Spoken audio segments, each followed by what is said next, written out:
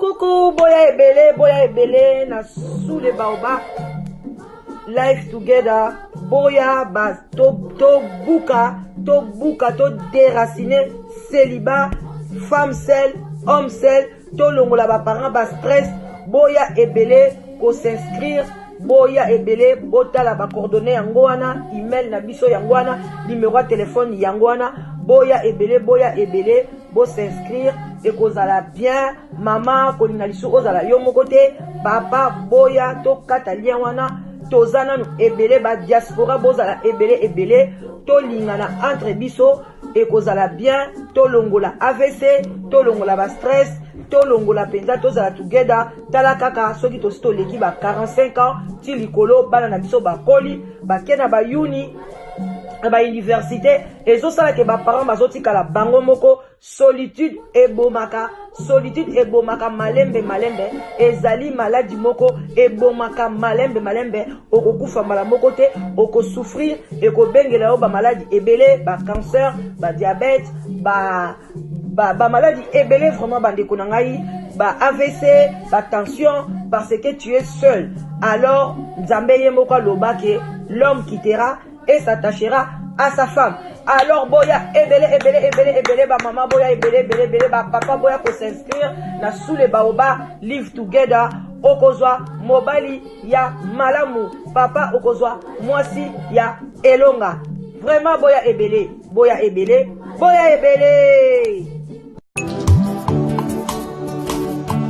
Ngayo nazoluka mwasi ngayo sokolo takinga na loto mama yaka tolingana na biso tomona baparent ngayo ton futur mari ngayo sokolo takinga na ndoto mama yaka tolingana na biso tomona bapasteur ngayo. Bonjour, coucou les fans des sous les baobab. Bonsoir, bonjour, bon dimanche, le dimanche. Outi l'église, vraiment. Nzambe a monabino. Ndenge botiki banda kubokei kokumi sankolo.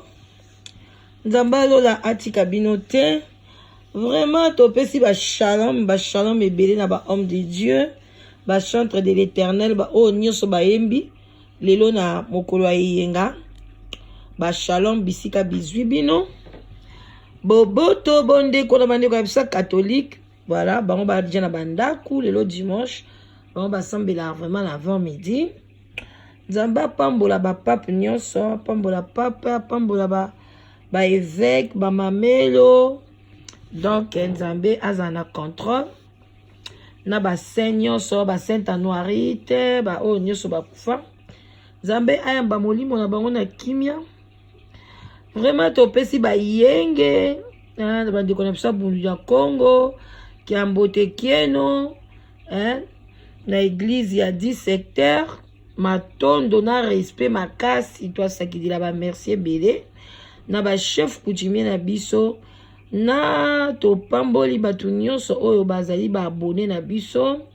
na ba oyo ba ye komisa na live together, ba ndeko na bo partager. Live together oyo yaki kaka Nzambe pona kolongola solitude na kati ya ba mabota. Bandeko na ngai solitude eza mabe, eza maladi oyo baswanyaka yango kaka soki omizongisi na kati ya milie ya bato. Solitude eza mabe, ezopesa ba dépression. Bandeko na ngai na pana ya mike ya ba 23 ans, ba 25 ans, ba 30 ans, ba moins de 30 ans bazali kobela ba dépression, ba omela ba kisa ba dépression bandeko na nga. Ezali pasi na mawa koyoka bana mike baza kobenga, baza komela ba kisi ya ba dépression. Bandeko ba bolingo ezali pasi. Ba parents yango wana nazali penza ko yebisa bino na bokebi nyonso botinda bana na bino basi. Botinda bana bino mibali ba mi komisa na live together. eza maseki te. Bamama ebele sikoyo nazwi balobi bakotémoigner. Bandeko na nga na mwa oyo tokobande kozala mwa ya batémoignage ya bacouple ya live together. Yo mutu nyonso koyoka ngai ozwaki mobali na live together ou bien mwasi, bongisa témoignage na yo ndeko. Sunga pe moninga moko a partir ya témoignage na yo, ye pa zwa libala, ye pa zwa molongani. Bandeko na ngai to témoignaka esalaka bien parce que ebele baotu na nga la damoise batu ba témoignage nini oza nango kuna. Bon yo so zwi molongani boza bien bovandi boza posé mama témoigner to longola makambo wana boso soni ba congolais pour kosala vie na yo pona congolais ti. Tango yo bengaki na live together obengaki yo moko ozwi pe mobali na yo témoigner pe yo moko tika kotala gauche na droite. Nzamba ko pambolo pa na nzela na yo soki batu musupe ba ye bakomi balongwe na solitude ndenge yo longwe. Nzamba ko pambola ngai te ma ko pambola yo parce que na nzela témoignage na yo osungi batu mususu akopambola pe bana na yo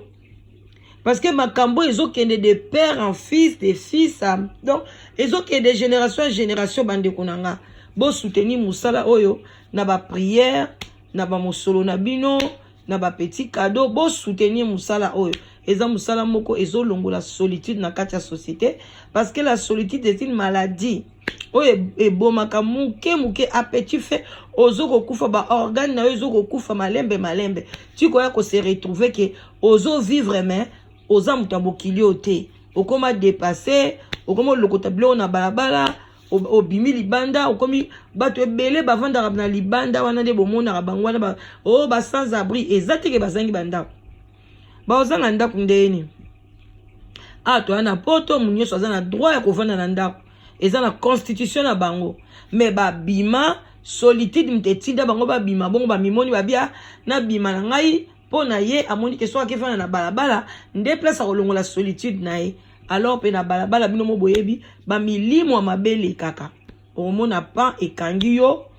wana ali vina yo ebebi ale okomi pe na milimo ya balabala. Milimo wana balabala elinga te muto sokola elinga ka muto azala atambolaka na bambwa donc elinga ka muto alala na salité donc bimolimo wana ezalaka bien te. Yango wana ba mama batata bandeko ba oya biso ba o balingaka sule baoba toko benga bino penza bo partager ba video ya sule baoba bo sala musala wana to salisana bino pe ba marié ko kantate nga la sina zu mobali nanga ou bien nga la zana mobali nanga etali nga ite bon etali yo te boko bano yo ko bota na libala wana yo yebi ke bana na be kanti ba ozana chance pe lokola yo emsu ba ozana chance wana te mais l'air nzamba ko tala ke azalaka na libala mais a partager ka vidéo asungaka pe couple moko basangana lelo tika pe na pambola bana naye na nzela musalo bato ebele bakopambola mabota na bango. Yango na osenga bino bo partager bandeko na nga na ye tosolola na biso vraiment bandeko tozala vraiment éveillé. Lelo eza mokolo ya yenga eza dimanche bato ebele bake na ba église bake kokumisa nzambe. Yango wana siko otala église nini yokei pasteur nini yokei parce que makambilo musu tozokende tokeka na ba sentiment olamuika na tongo boye omona kutu obongisi ndaku te otiki ndaku désordre yo wana olati obongisi nzoto na yo extérieurement. Tu n'as même pas pris le temps au prier na kati ya ndaku o senga nzambe vraiment ataye yo o balba buka yo a briser yo ozwi ta wana te osengi bolimbisi te yo susi no kaka na kolata nini olali na buto ozokanisa elamba nini na kolata lobisaki nini nao na mema te mobali kuna pe veste nini oyo kolelo ekobongisa ngai namoni loko ate nange kiti en tout cas mikolo te nange ezopesa te na okende église te bokende église mpona bacompétition moko boye physique. Bandeko nange eza nango na ntina mo te vaut mieux vanda na yo okende nango na bar okende na pape olati na yo ke okende kolekisa ta na kati ya église ezana tina mote batu pe balo bake mama Kinganja uchi église njoko uchi no église te ba église musupe koma ko envoûter batu ozaki na yo bien ozaki no simple okomi ka église ono komi envoûter yo wana komi kolinga kaka olataka makasi okekuta ba mama église wana na ba papa église wana comme si bakenda église oka ba ok fête. Donc chaque dimanche faut baluke lamba faut lukacha manzaka acha basili tala basili milai bakomi pe aloko bandoki tala basuke ba couleur jaune vert bleu amitié na mutu maquillage olobate ye wana kei église azalaka na ye mama bien à partir ka ya kokende na église akwa une église a mabe mama pe abaluki mutu ekomi likolo akomi ko déranger na ndaku fo somba abanina ko boma bana nzala ko abanina ko boma bana nzala pona fo ya lata yebisanga siko église ezalaka chaque semaine yango bilambango ekotondelo na ndaku kokena ngo wapi okozanga ne sika garde robe tondi ozoyeba pesa kotia bilamba te parce que yo chaque dimanche bande konanga mais batukutu banda okende concert babanda olata boye te bande ko mokili baluki makambo mokili eye na église et siko eye fois 100 pona concert ekobeta tolobake atata mususu par an ba musicien bakobeta tata mususu 4 fois 5 fois. Mais si ko église eza chaque dimanche 2 par mois aux en église 4 fois o eza vraiment okoko zangisa te sans compter ba mercredi comment faut école biblique ba mercredi musu ba prière intensive ba bilombo a bongo bande ko nga batu tozo baté so buto okende wapi ale yango zo mona ba économie batu baso comprendre o mbongo na poto ekomi pasi ndeko na ngai vanda na onanda ko sala bilan parce que soto kei to zongi économie changer na ngo makasi te mais biso bata mokili muto changer to komi na ba dépense ya ebele parce que yo moko mi vanda calculer mbongo yozo bimisa pona ekende ka na côté spirituel na côté ya église yo moko tiango penza mais entre temps oza mondimi ya lokuta kotonga batu kofinga koseka mate ya pasteur bitumba na kati ya ba église bande ko ba église ezebele surtout na France ngai moko na kendeki congé na France na vivre na kati église mama mususu bwe ba swani na ba mama église yesu ko azo modéré bande ko nanga zo modéré ba mama mususu ba ko bato bande ko botele ba mama ba bitoko tele mate bosi bo mona makamba bo ba mama groupe ba mama ba boy côté ma pe ba olo ba toko tele mate ceux qui yo comme toko modéré toko tele mate toko longwa pe église oté bande ko ça c'est la sorcellerie ou quoi yango bande ko nanga na yepo na exhorter bino. Moi je suis la danoise, je suis une servante de Dieu vraiment na lingi bino mingi mais na lingi te bokende na buzoba na lingi to l'exatana yo na mukilio yo ozoke na église mais na mukola suka okei na lifelo am na yo komi ko telengana ya bongo malamu vanda na yo malamu vanda no parce que oko regretter fois ça batu ebele bazoke église bamsu baza béni ba oyo bazokende ko sambela ya solo baza béni mais ba oyo baoke sambela ya solo te bazo ima bazo ba parce que ye bande ko nanga to zongela na likambo na linga na expliquer mais na ye kokota na makambo mususu on a lobaki yo mto kenda église sala bilan bando koma ko kena église okoma ko dépenser mbongo ebele kaka na habillement parce que liboso obande ko skenela mso ba mso to bando ke église catholique obando ke no église protestant bon kuna eza nango normal ola ta jean na o 100 jours et banda du premier au premier ola ta kaka jean na yo o change kata mso ba t-shirt ba 2 euros ba 2 livres muta occupé azate olongo skonde ti l'église a bongo kiko to skone église oyo tia mutu bakata église to ba par exemple au l'œil de l'Éternel bamsusu oh l'oreille de Dieu au koti kuna oh l'église les genoux de Jésus yo ano koti hey telle ba dépense yo ko sala ndeko nanga il faut ce que yeba par mois il faut la trabilamba sika presque chaque dimanche donc ce que il aime sous 4 dimanches na 4 dimanches on a ko changer 3 bilamba sika au sombi peko allez yo ana pe okecha manzaka o chesi basil okei ba kati yo suki ba nini yo wana sombi saka sika mama moko pe bolobi ba mama msupe bazaka pe na bana yebi mama moko boy na bana zwa penza mwana penza donc na bana ko sombela bango ba bilamba sika ba biloko sika ache penza biloko sika bandeko na ngai na bana a initier bango. Donc, telle dépense, c'est comment uniquement budget, c'est pour l'église. À l'état, on a dit, dîme, alongoli ba offrande, alongoli ba réunion, ba maman, oh maman, mon église a beau, il faut que kotala yeo, ndeko moi c'est à koufi, bande kombongo nyoso et silibino ya kolia ezate.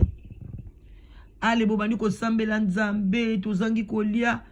Est-ce que vraiment Nzambe na makamba buzo babongo azana kati bande konanga azate bo partager lelo na eto solo la na biso kaka to solo la vraiment bande konanga to solo la et ça la bien parce que na mondi bato ebele bazo kende église mais bazo yeba na bango te poani na kende église pour comme ça na okepe en église dans do kaka so batuni ok église poani na kota lola si vous avez un na modèle, vous avez se comporter. Si vous avez un principe, vous avez un lola. Au moment où vous avez un amour, vous avez un amour. Yo wandaka ngana batute ngana milliers ba congolais déjà ozolo ba bien de mwana oza déjà na libanda ya liloba nzambe ole po batela maloba te yo wana koloba oyebi no te poni ozo ke l'église oyebi te ozo kende kaka parce que faut que na église non là c'est pas bien il faut que na église pona osambela oyeba parole en Nzambe et puis oyeba pe ko prêcher baniga oyeba pe ko prêcher o gagner pe ba âme yo ezate kaka okenaka yo kaka pasteur yo ba formaka yo kaka siko yo mkoni yo pe banda ko former batu balobi te pona ko former batu bakota royaume des cieux yo faut yeba ba verset biblique non ça c'est faux. Jésus a dit qu'il prêchait parce que n'attend Jésus, Ancien Testament Zalaki. Mais Jésus n'a jamais enseigné que botanga na suki na tanga Jésus kuna oh botanga na Genèse oh botanga na Esaïe alors que Jésus atanga parole moko na Esaïe afungoli rouleau atangi. Donc au prêcher et lui ko le baté faut ba verset non ozana otondi sama na bonzambe ozana motema malamu okoyi ko sunga okoyi ko prêcher même bana ba jeune fille que botanga ba classe eza venir na bino lelo ba mibali bazolinga te mwasi atanga taza suna valeur te eza lisuna ndenge na tanga ba mama na biso te ke mwasi basala ka wana pona fana na ndaku alambaka abotaka te lelo mwasi il faut aïba kolamba akende classe lelo na mokila lelo moi ça comme ko travailler plus que mobile a osala musala ya administratif il faut ko sala musala ménager na ndaku il faut équiper bana équiper ba des fois donc faut qu'on prépare moi non moi cité a ko échouer alors il y a ko pesa ko prêcher okope ko prêcher baninga oyo bazo souffrir akufeli mobali azo mimona ke mukili ekufi okope ko sunga yo lobi te Jésus t'aime ko kufela mobali eza problème te Jésus ayaki wana pona bitu nyonso azali mobali ya ba veuve papa ya ba orphelin oteye opese mo encouragement eza ka to tonsa ba verset biblique na munoko mais entre temps yo wana osala ba bêtise bosoto na kati église ba chantre bazolinga na bango ba pasteur bazo linga bandimi ba pasteur bazo ko abuser bana mike vraiment on a koti retraite na bana nzokande à la fin ake ko abuser bana na bino ba mama bo fungola miso na sala audio moko nazo tchela bino eza ndeko mama alobaki audio wana photo partager yango bandeko boyoka audio na bokebi nyonso boyoka ndenge basali na nzambe ba chantre de l'éternel obilo bokumisaka ndenge ni bayembaka ba bêtise bayembaka bakisi bazo envoûter batu bandeko nanga botika loyenge congolais yango na ko comprendre na mituni na lobi nasali mo examen moko boya réflexion na lobi penza ba église etondi na Congo ba chantre de l'éternel o ba tondi na Congo na yo quand même pete ku na Cameroun ba Côte d'Ivoire so ba wapi ba Tanzanie ba sali ba nzembo ba non na bato ba yela biso Bible ezara oyoka bato bazo bimisa ba CD ba nzembo lokwa ba chantre ya biso bazo bimisa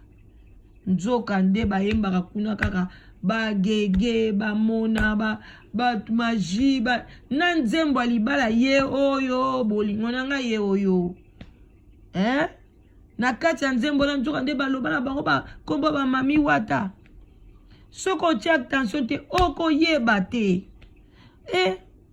ba pasteur boyembaka ba chantre de terre bozo mema batu wapi ça c'est quoi ça poni boza mitema mabe bo mema famille na yo mema bana na yo mema na bandeko na enfer poni oni ko mema mokili mobimba bandeko na ngai bo yoka bien audio yoka ngo très bien bino so ba pesi bino makambo bien ba analyse bien bo yoka te tele liwa ya mutu azomona na penza DJ Arafat un grand sorcier le monsieur qui couchait avec sa maman.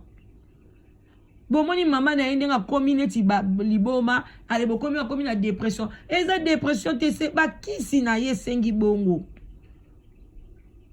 Abane ko coucher na mwana na ye.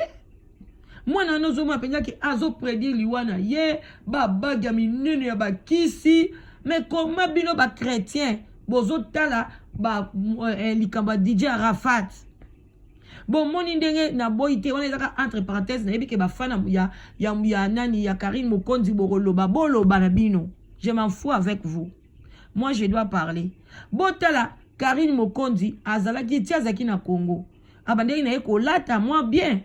Mais tanga komi ko sala ba clip ya Didier Arafat. Karine Mokonzi akomi ko laksa ba string, akomi ko laksa ki motakala na ye, mais akomi na yeka lokola grâce mbisi. Bomoni ba ki sorcellerie bomoni ba buzoba nde wana bokotala bo et puis et comme polémique ya biso ba youtubeuse chaque jour Karine Mokonzi boyna boy bande konangai bomoni nde mokileza envoûté bomoni Karine abande côté Karine aliaki en Belgique babi Karine comme bisa ba parole de Dieu moi nous azana eloko nzambe mais botala akeko bandi ko pesa ba hommage et pas DJ Arafat Karine Mokonzi mbala moko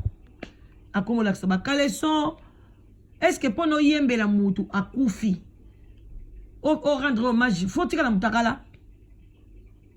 est-ce que c'est normal bo yebisa ngai ça c'est la sorcellerie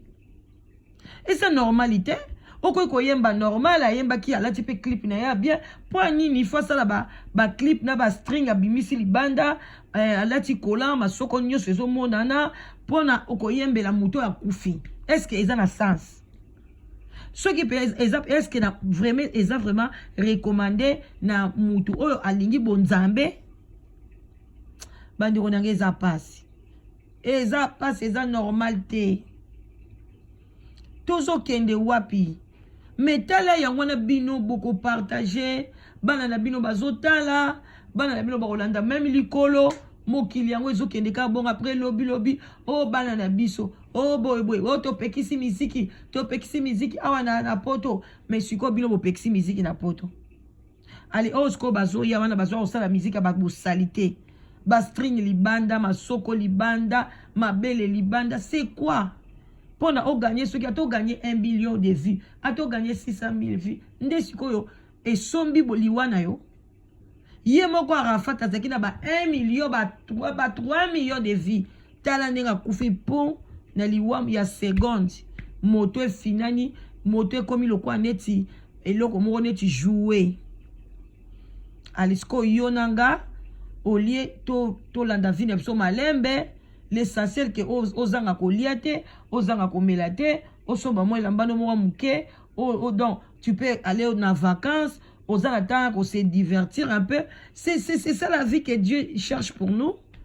Azolo ke la biso ba vie ba ceux qui 10 maisons yo mutu moko ozana 10 maisons olala kuna ndeni ozana 5 voitures okota ba voiture ngo ndeni même 2 voitures c'est trop. Luka voiture moko ya qualité ya bien moko ekoki nango ok na 2 3 4 ok nango wa pour ça nango ni. En tout cas bandeko na ngai vraiment lelo j'avais une inspiration là pour na solo na bino bo partager et puis na suka na bino audio ya moi maman lobito partager audio wana boyo kango bien bon mona ba chantre de l'Éternel na biso ba citer comme ambie ba citer kombo ya wana suki mai kalambai bino mo bomona ba comportement na bango bomona ba vie ba mai kalambai banda zala pa mona mamolangi bango nyoso tout donc ba les oiseaux de même plumage donc bo kende boy bo donc bande ona ngeza ka mobulu ya wana vraiment yeba place nini dimanche yozo kende ko tia makolo nao. Tant prier na onandaku, tu arranges ta maison très propre, tu prends tes enfants, bo sambeli, bo verset biblique ko yelo na mutu, au tangi, au partager. Au monde ozala mieux. Ke ko kene komi koti se sila moro boye parce que bande onanga ko kanta te hein, ozolo bate wana etali ye mutu wana etali pasteur sorcier. Ngana kesta nga yip na kombo nzambe okosi, bazala na ba filet. Ba pasteur sorcier, ba chantre le sorcier, na ba église bango ba tia ba filet. Soki yo koti kuna o koti parce que tu n'as même pas la sémence de Dieu. Quand tu parles là-bas, tu n'as pas la sémence de Dieu. Parce que si on a la sémence en Dieu, nous avons repéré ma colo kilo, a repéré son ma kilo, ok n'est là-bas, ok pas pasteur sorcier, ou bien pasteur magique, ok, parce que si on koti kuna, o koti na filet na bango. Donc on ça te que le beau tengai, et zwanga te bakisi a pasteur, pasteur a sali bakisi, pendant à attirer, batuba ya kuna ba kota na kacha filet. Allez yo koti kuna kota na kacha filet. Oya oye perception na libanda ote bakisi ne talinga ite. Qui vous a dit ça? Etali peyo, etalo tendeni yo zana. Parce que so etala ki otendeni na lobby, eko memonde, eko ke memo, OK pas pasteur sorcier. Oyo karabanzembo ya bandoki, eko memonde. Nga bandeko na nga na ndenga ba bete hein. Ngai na ndenga mabete. Non sabino vérité, nga na munyanga. Na munyanga, donc c'est normal. Il fallait peine supporter Marie Missam. Parce que so toke to zape ba parenté. Mais mukolo Marie Missam kuta kufa. Na ezaka dimanche na yoka kango dimanche. Bandiko na zwa courage au église te. Na loba muto ya bande ko yembela nzambe na modelo azolela zo yembela nzambe. Nzamba zuye na ba circonstances moko mystique.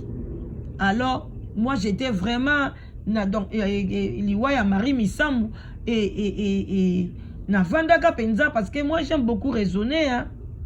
Mais un jour Dieu m'avait ngai moko na matoi nanga nzamba lobi attention na kozala fanatique na bandaka koyoka nzembo ya Marie Misambu chaque jour na ndako nanga fo ebeta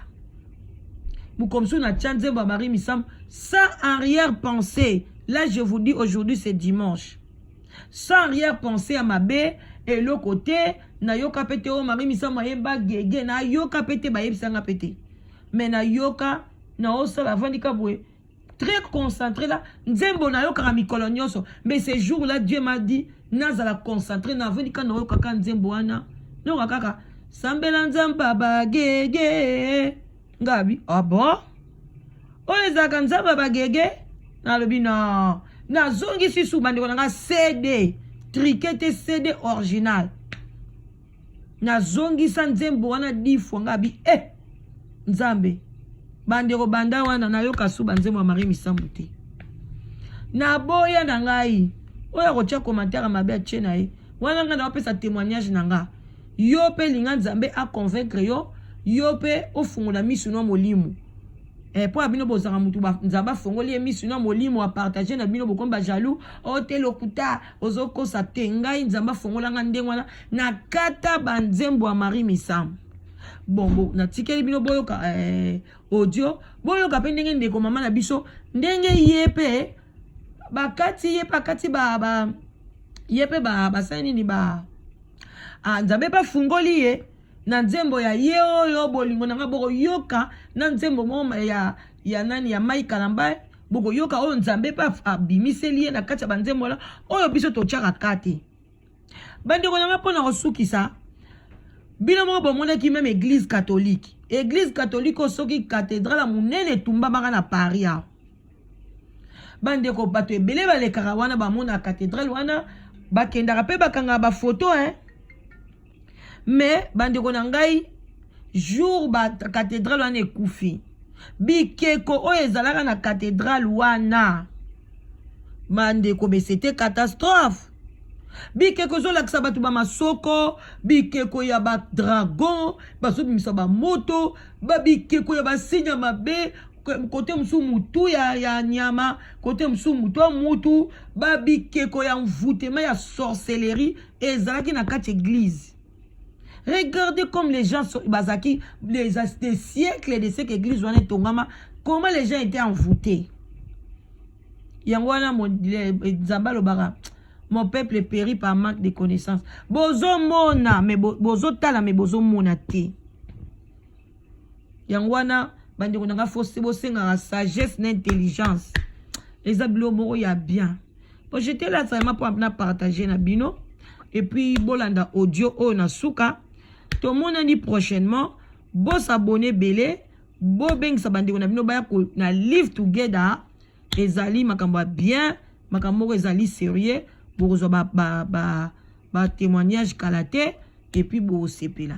Maman le ki na bino la danoise sous les baobab moi eza makasi kopwa ti kopwa café mai belé bon mais la mai belé le dimanche parce que moi ipenda oh eza trop makasi. Et puis voilà. Et puis kalapete bana ba ozonga ba classe. Bon tokutani na lingi bino mingi mama leki na bino bo sepela na ngongo na ngatang boyokanga ngape na sepela tango bobenganga vraiment ba gros bisous twende audio yango yo bye bolanda audio na bokebi nyonso. Bien-aimé, shalom, to pesi bino mbote na kombo na Yesu Kristo. Bino nyonso bozwi libaku ya kolanda audio oyo. Très important. Oyibi tango nyonso tu na kala mboka ebande kozala na ba problème, il y avait l'intervention des prophètes. Ba prophètes bazalaki kotelema pona ba pesa solution na makambo mususu. Curieusement chez nous, moi mon boulot ezokota na nzela ya basakoli, même si tu as la vérité. Pona obimisango c'est tout un problème. Vérité et comme li bana nzambe lokola problème. Azana vérité na kati na ye, comme li basali na nzambe lokola problème. Vérité na kati na ye ezali, mais moyen abimisango ezate. Vérité eza étouffé na minoko ya bana na nzambe. Mais dis-moi na lisungi ya ba réseaux sociaux tokobomba vérité te tokoloba soki mabe ezali tokoloba soki likambo ezali tokoloba. Bien-aimé kokata audio oyo te bisika nyonso to oyo zui landa pesanga moi quelques minutes pona oyoka comment le diable a envahi notre église, comment diable a continué na kati église bien-aimé pona envahir. Oyebi 1 Pierre chapitre 5 verset nango 8 ezoloba diable a se déguisé comme un ange de la lumière azoluka nani oyo ye akoyiba nani oyo ye akozwa. Tobosana teke satana alati poso ya meme akoti nango na kati na église et ce qui est grave azoluka qui il va dévorer. Tika nzamba sunga ona poko na lelo okuya na piège ya satana te okuya na mutambu ya satana te tika toloba biso basakoli ata oyebi no kombo na ngate oyebi pe bisika na vandi te me nzamba sala yo ngolu soko zwi audio oyo lancer yango epa bandeko ekokute yo eloko te tinda yango epa bana na nzambe pona esauver bana na nzambe. Oyebi tango tozo telemela satana na l'église ndenge bible ezoloba na biso na 2 Corinthiens chapitre nango 6 verset 17 résistez au diable et il fuira loin de vous. Biso to telemelaka Satan na église, mais curieusement Satan azokima musika na biso te parce que azui porte d'entrée moko na nzela na bayembi yandi o bazalaki bayembi yankolo. Diable azui porte moko ya munene akoti na kati ya nzela ya bayembi ya mboka na biso Congo pona ba détruire église lelo, pona ba bebisa église lelo. Oyebi na yoka wango mingi na basali bazoloba soki ya yembeli Satana biso tozoyembela Satana te, biso tozoyembela Nzambe.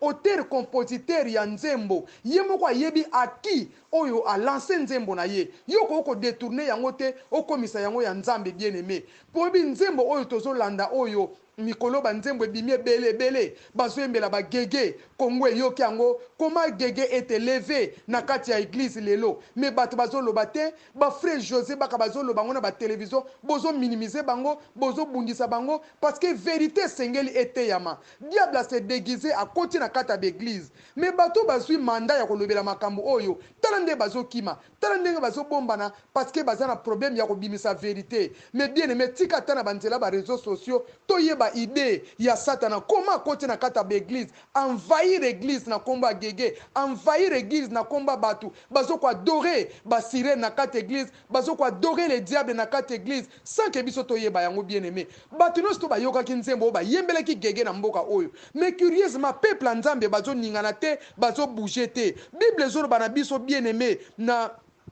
Jacques chapitre nango 4 verset nango 7 to telemela Satana Satana ba telemela kaye to telemela Satana 2 Corinthiens chapitre 6 verset nango 17 Paul azor bana biso bo bima na kati na bango sortez du milieu d'eux bima na kati ya bato oyo bazo tombola Satana bato bazo kumisa Nzambe te bima na kati na bango mais curieusement bato bazo bouger te bato bazo ningana te un jour to boy peuple ya Nzambe akota lifelo o ayoka kite o balobela qui était tozo beta c'était bien aimé tozo lobela peuple de Dieu afungola matoi ayoka yango bible zo ba toza na matoi ya koyoka mais tozo yoka te toza na misu ya komona mais tozo mona te comment lelo mabe et envahir na kati na église bien aimé oyebi nzembo oyo ya Moïse mbi ayembi soki balobi ke bo vérifier banze bato baloba ne touchez pas mes ouins ko simba ba ouin te bien aimé qui est un ouin we ya Nzambe aza mutu oyo Nzamba pakoli apesi ye manda asalela ye musala ye wana bazo benga we ya Nzambe mutu azo servir Nzambe azo servir Satana pardon au nom de l'église aza we ya Nzambe te parce que ba we ya Nzambe bazo sala volonté ya Nzambe quelqu'un qui travaille pour le diable aza we ya Nzambe te mabe bazipaka yango te Nzambe pa bombaka mabe te mabe il faut ba bimisa yango bien aimé ba yembi nzembo ya libala ba dore ndanga na kati ya nzembo oyo bolingo ndanga landa yango ne bandeli pona comprendre yoka nzembo oyo cha nzembo oyo ya libala ya frère Moïse Mbia che okoyoka ke banda ayemi nzembo wana na ye pai na yo ye oyo bolingo ndanga ndengo za wana cha yango ndanga wana biso to yebi ete mais to ko comprendre ye parce que fabrika sa yembi ndanga mwasi kitoko ye pa yembi ye frère musutu na bosani kombo na ye ba yembi ndanga étant une sirène oyo asimbi beauté mwasi kitoko ya yembiye ayembeliye adoreye abaliye atie ba voile spirituel ye oyo liboso na nga bozo mona yete azobala être invisible bien aimé mais